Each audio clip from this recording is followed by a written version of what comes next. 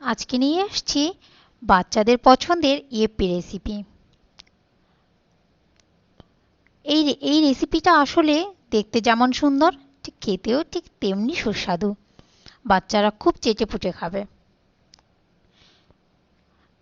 আমি 3টে ইয়েপ্পি নিয়েছি, তাই 3 কাপ পরিমাণ জল প্যানে বসিয়ে দিলাম।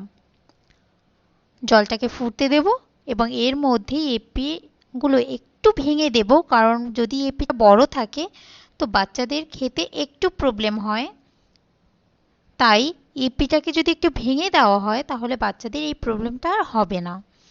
ইপিগুলো দেখতে একটু ছোট থাকবে, যার জন্য জিনিসটা খেতে একটু অন্যরকম হবে, বাচ্চাদের একটু সুবিধা হবে। তো জল ঝেড়ে নেব। জল ঝেড়ে নিয়ে এপিটাকে একটু জল ছাড়তে দেব। এর মধ্যে একটা কড়া বসিয়ে দেব গ্যাসে। তার মধ্যে দিয়ে দেব কিছুটা সয়াবিন তেল। এখানে কেউ ইচ্ছে করলে রাইস ব্রান অয়েলও ইউজ করতে পারে, আমি এখানে রাইস ব্রান অয়েল ইউজ করেছি।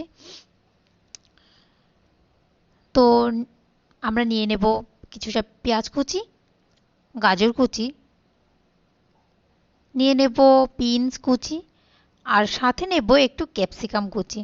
একটু কাঁচা লঙ্কা দেওয়া যেতেই পারে যদি বাচ্চারা পছন্দ করে বা বাচ্চারা খেতে পারে। বাচ্চারা যদি একটু বেশি ছোট হয় সেক্ষেত্রে এটা স্কিপ করা যেতে পারে।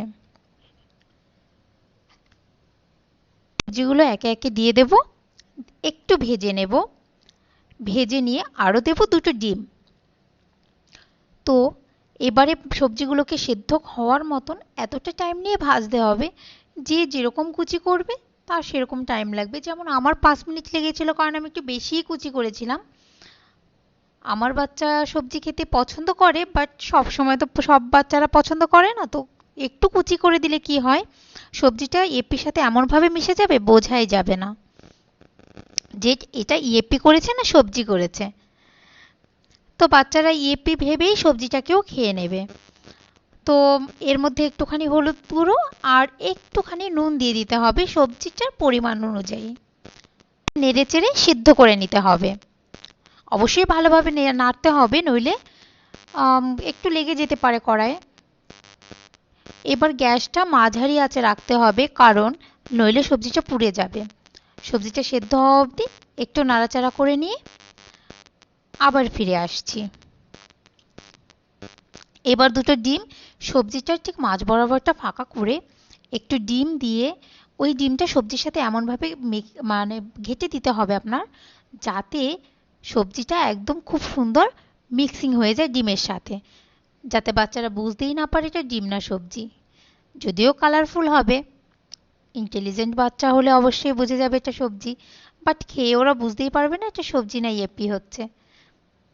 এবারে ডিমটাকে ভালো করে কুচি করে দিয়ে এবার তার মধ্যে এপিটাকে দিয়ে দিলাম। এবার একটু নাড়াচাড়া করে নিয়ে দিয়ে দেব মশলাটা।